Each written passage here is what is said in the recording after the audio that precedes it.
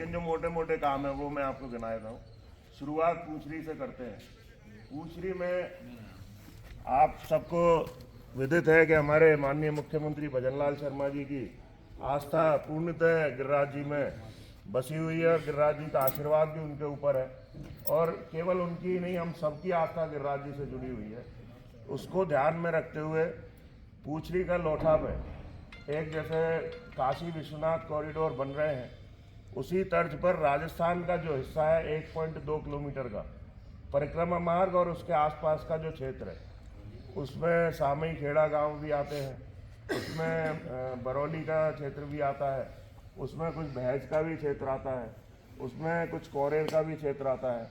उन सब में मिलाकर करीब 300 करोड़ रुपए के काम फर्स्ट फेज में हो रहे हैं। ये केवल फर्स्ट फेज है, 3 फेज में इसमें काम होने हैं, तो कम से कम 900 करोड़ रुपए इस कॉरिडोर में लगने हैं, जिसमें फर्स्ट फेज का ये काम होने जा रहे हैं। और ये मैं आपको दावे के साथ कह सकता हूँ कि जब ये फर्स्ट फेज के काम हो जाएंगे तो आप आज अब कभी भी पूछरी आपका जाना हो तो आप वहाँ मोबाइल में अपने फ़ोटो ज़रूर खींच के लाना वहाँ से, जिससे वो काम होने के बाद आप लोगों को ये बता सको कि पहले ये ऐसा था और अब ये बन गया। बिल्कुल स्थिति ही बदल जाएगी, आप पहचान ही नहीं पाओगे कि ये गिरिराज जी का परिक्रमा मार्ग, ऐसी स्थिति वहाँ पर होने वाली है। उसके बाद जो बड़ा काम है वो हमारा डीग का बाईपास, वो करीब 16 किलोमीटर की लंबाई का बाईपास बन रहा है, जिसका टेंडर भी लग चुका है और बहुत जल्दी वो टेंडर खुल जाएगा। 100 करोड़ रुपए का काम, तो 100 करोड़ रुपए का टेंडर लग गया है, जिसमें एक आरओबी भी आना है, रेलवे ओवरब्रिज। उसके बाद डीग में एक जिला चिकित्सालय बनने जा रहा है बहताने के पास, उसका भी टेंडर लग गया है और वो तो शायद खुल भी गया, अलवर के कोई कॉन्ट्रैक्टर के पास में उसका टेंडर आया है।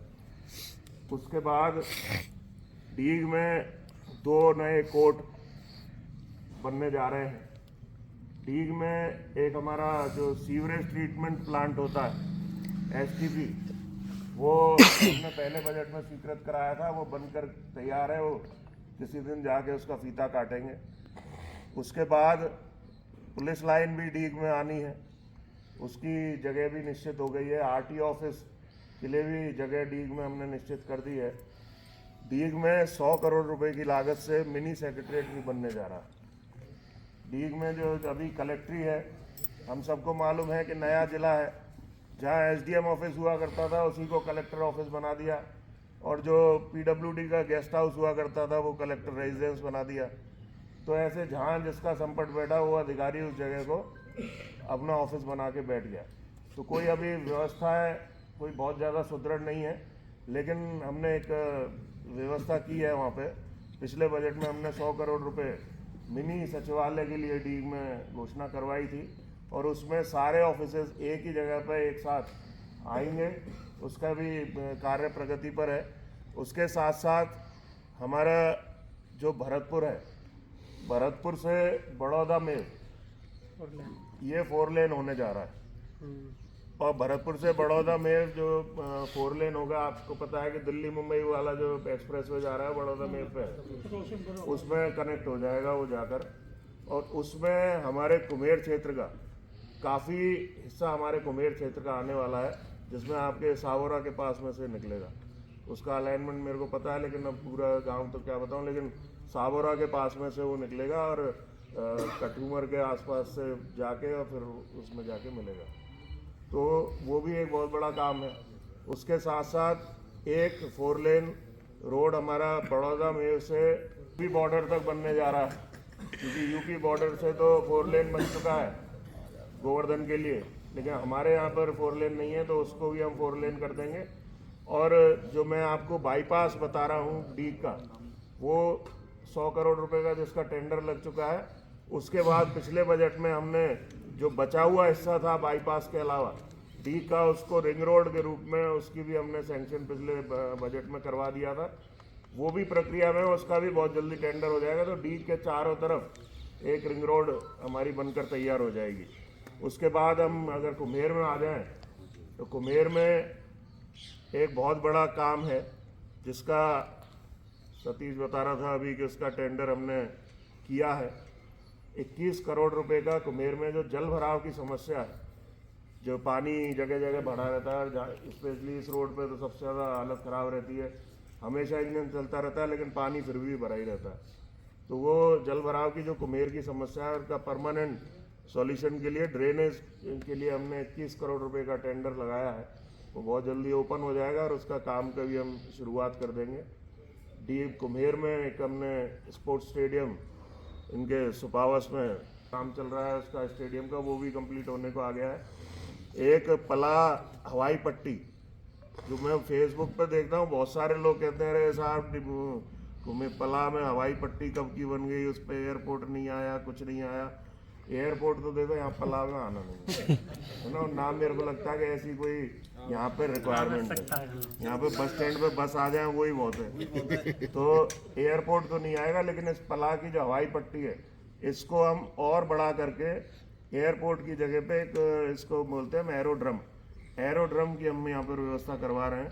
सरपंच साहब को पता है, पूरी ये मेन रोड तक जो इस पे अपनी वो मेन रोड तक कनेक्ट हो जाएगी और 35 करोड़ रुपए उसके लिए स्वीकृत हुए हैं और उसका काम भी चल रहा है। तो वो पूरा एक कैंपस बन जाएगा जिसमें एक प्लेन खड़े होने की भी व्यवस्था होगी, वहाँ पे ऑफिसेज भी बनेंगे। लेकिन हम सोचे कि एयरपोर्ट बन जाएगा दिल्ली मुंबई की तरह, तो वो तो अभी बन नहीं रहा है। लेकिन आने वाले भविष्य में जब भी एयरपोर्ट बनेगा वो बनेगा पला पे ही, चाहे वो कभी भी बने। और इसके अलावा सिंचाई की अगर हम बात करें तो हमारे वेदी रोहिया बैठे हैं, सिनसिनी तक हमारी गुड़गावा कैनाल आती है जो सिनसिनी और बदनगढ़ के बीच में आके ख़त्म हो जाती है। और जब उसमें पानी आता है तो वहाँ पर किसानों को बड़ा नुकसान होता है, फसल ख़राब होती है। तो उसके लिए हमने व्यवस्था की है कि उस गुड़गावा कैनाल को आगे होम्स कैनाल जो तमरेर के पास में है उस होम्स कैनाल में जुड़वाने के लिए उसके टेंडर भी हो गए, वर्क ऑर्डर भी हो गए, कुछ काम भी छोटा मोटा हुआ है, बाकी काम पूरा बहुत जल्दी हो जाएगा। सोचता हूँ 5-6 महीने में पूरा काम हो जाएगा, पक्की नहर हो जाएगी।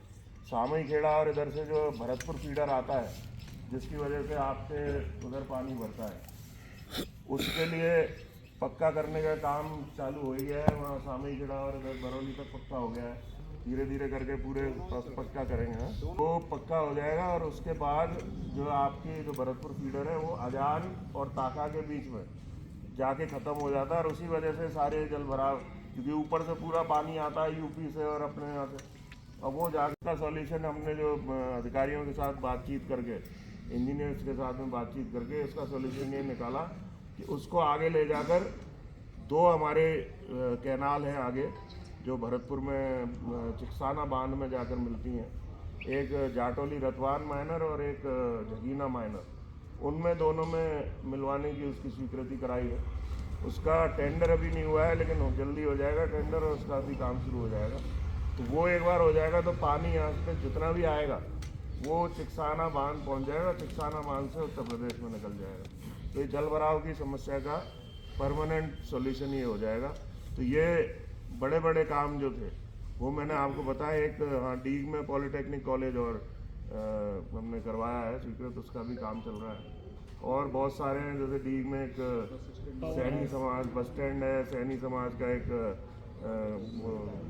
हॉस्टल है बच्चों के रुकने का।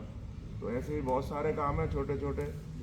मिसिंग लिंक हैं, नॉन पैचेबल सड़कें हैं, बहुत सारी पीएससी वो जो सब सेंटर थे उनको अपग्रेड करके पीएससी में कन्वर्ट किया है, बहुत सारे पशु चिकित्सालयों को अपग्रेड किया है। ऐसे काम बहुत सारे हैं, लेकिन ये मोटे मोटे जो काम हैं वो मैंने आपको बताए हैं। तो मैं उम्मीद आपसे यही करूँगा कि आप सब इन कामों को अपने ध्यान में रखते हुए जब भी आपकी कहीं बात हो तो आपको ये बात अपनी मजबूती के साथ रखनी है कि हमारे